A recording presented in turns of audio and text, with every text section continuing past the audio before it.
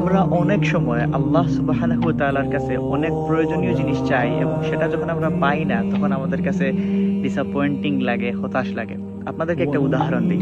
এই যে দেখতেছেন ধান, এখানে কেউ একজন বপন করে রাখছে।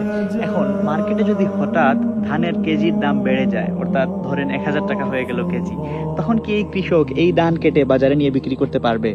এখানে তো এখনো ধান ধরেই নাই, এই কৃষক তো এই ধানগুলা বাজারে নিয়ে বিক্রি করতে পারবে না। সে তখনই এই ধানগুলা বিক্রি করতে পারবে যখন এই ধানগুলা বিক্রির উপযুক্ত হবে। তাই কৃষকের ইচ্ছায় না, যখন ধান পাকবে তখনই সে সেটা বিক্রি করতে পারবে। ঠিক তেমনি আপনার যেই দোয়াগুলো কবুল হচ্ছে না, সেটা সেই দোয়া কবুলের রাইট টাইমটা এখনো আসে নাই। যখন রাইট টাইম আসবে আপনার দোয়া অবশ্যই কবুল হবে। আরো একটা উদাহরণ আপনাদেরকে দিই। বাচ্চারা অনেক বেশি চকলেট খাইতে মন চায় তাদের, তাই না? এখন একজন বাচ্চা যদি আপনার কাছে অনেক বেশি চকলেট খাওয়ার জন্য আবদার করে, আপনি কি অনেক বেশি চকলেট তাকে দিবেন? দিবেন না তো। কারণ আপনি জানেন এই চকলেট তার স্বাস্থ্যের জন্য ভালো না, কিন্তু সেই বাচ্চাটা সেই জিনিসটা বুঝবে না। তা সে চাইবে বারবার তাকে যেন বেশি করে চকলেট দেওয়া হয়, কিন্তু আপনি জানেন এটা তার দাঁতের জন্য খারাপ। আপনি সেই চকলেট তাকে বেশি করে দিবেন না, আপনি ততটুকুই দিবেন যতটুকু তার স্বাস্থ্যের জন্য ভালো।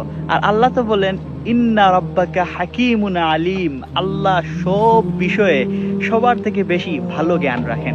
তাই আপনি ডিসঅ্যাপয়েন্ট হবেন না, কারণ আল্লাহ আপনার সকল দোয়া যেইভাবে কবুল করলে আপনি সব চাইতে বেশি উপকৃত হবেন, ওইভাবেই তিনি কবুল করবেন।